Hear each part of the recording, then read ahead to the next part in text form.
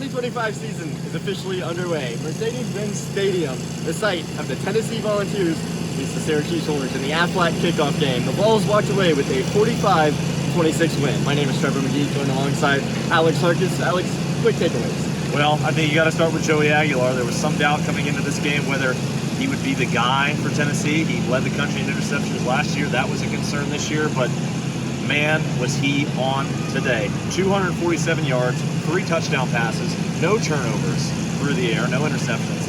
And he was really as good as you could have wished for if you're Josh Heupel and you're Tennessee. I mean, your offense goes out and scores 45 points. I certainly didn't expect them to score that many. So, yeah, I think Joey Aguilar, definitely the big headline from today. But Trevor McGee, what do you think? Yeah, on that note, if you look at our pick'ems from this past week, we only had one guy even come close to the 40s, and it was Patrick Bush with his 42-14 prediction. I was conservative. I think I said 23 points. I was along the same lines. We didn't expect that, but with Aguilar, the big thing this offense did not see last year was the deep ball. Nico struggled with that. Joey Aguilar, in the second quarter, 11 minutes left, he fires a 73-yard touchdown pass to this end zone right here to Braylon Staley.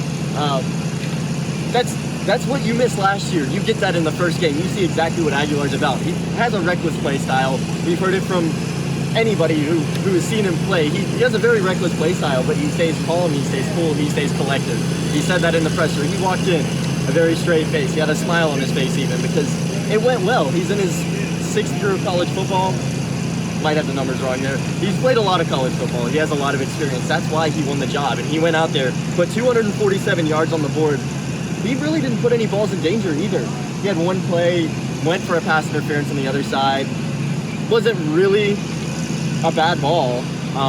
That was the most danger he put a ball in today. And like you said, he led the country last year with 14 interceptions. You didn't see that version of Joey Aguilar today. You definitely saw the SEC version of Joey Aguilar. But I want to pivot really quick. Let's talk about this secondary. Colton Hood and Ty Redmond, 2 young guys, 2 newcomers really to the team. And both, to me, where on the defense of the ball, my personal favorite part to watch. Both of them, I think they had 4 pass breakups between the 2. Ty Redmond was all over the place. Colton Hood was all over the place. He had the scoop and score, the first since 2023 for Tennessee, which I thought was a cool little tidbit. But, man, I mean, you're stuck. Ty Redmond stepping in for an injured Ricky Gibson in this game. Those are some big shoes to fill, and, man, did the freshman do so. So, Trevor, what do you think about those? The defense in general, it's hard to get a gauge on them because really they didn't play all that well to the Tennessee standard, if you want to quote it that. 26 points, they allowed 377 yards, but they made a lot of big plays when it mattered. Colton Hood, that scoop and score, it was a huge play, and it was all because Nathan Robinson up the middle, a guy who's been a depth piece, bull rushed the center, got to the quarterback, knocked it out, and Colton Hood was there to scoop it for the 27-yard scoop and score.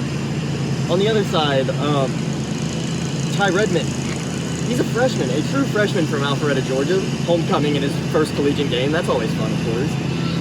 Jermod McCoy's not playing, torn ACL, but Ty Redmond steps up for a guy who was an All-American last year. He comes in, and it doesn't even look like you're missing him. Ty Redmond stepped up in huge shoes to fill, and it felt like every single time I had something to say, it was Colton Hood, Ty Redmond, pass breakup, very physical corners, and they showed why they're SEC material at such a young age.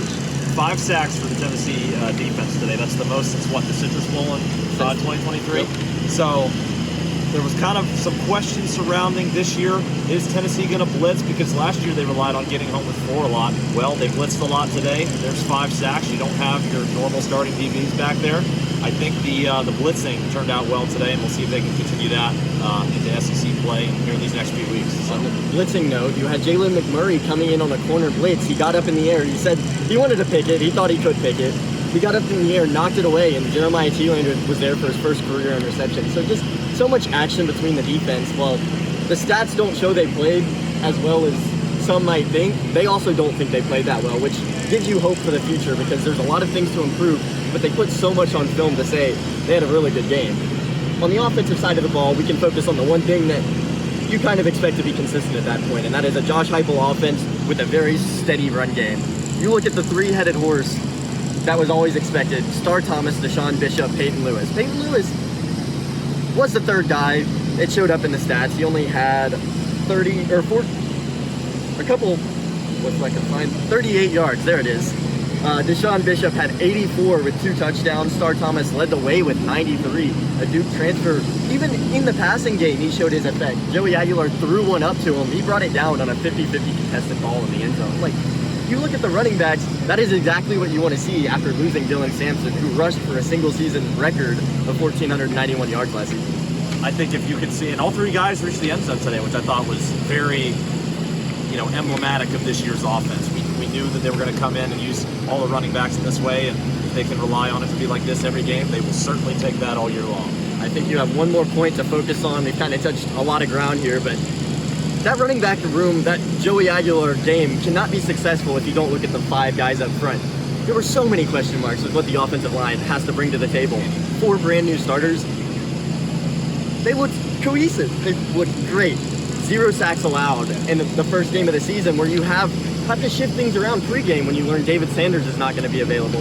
You throw Jesse Perry out there at right tackle, his very first career start. He was expected to be a starting guard this season.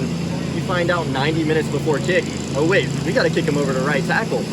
Okay, you put Shamu Murab at left tackle, you put Wendell Moy at right guard, Sam Pendleton at center, and then you have your consistent Lance Hurd at left tackle. They paved the way for this offense, and you've got to give all the credit to those guys up front, because coming into this game, you kind of knew that there was some talent in there because you had Lance Hurd, you had 2 guys that have played at a Power 4 level, but there were still so many question marks because you've had so much consistency in the past that you didn't really know what you were going to get today. Certainly, and obviously the David Sanders news was huge stuff here when we got it on the sideline, but if they can rely on that offensive line to keep Joey Aguilar protected and then pave way for those 3 running backs, the SEC play is going to be better than a lot of people think it is. Now, there's a lot of good things that come away from this game. We've talked a lot about this. So now it's about tuning things up heading into next week. East Tennessee State is next on the schedule. We'll be back in Neyland Stadium, the first home game of the year. But for now, Tennessee is 1-0 on the season after a 45-26 win over Syracuse in the Aflac Kickoff Game.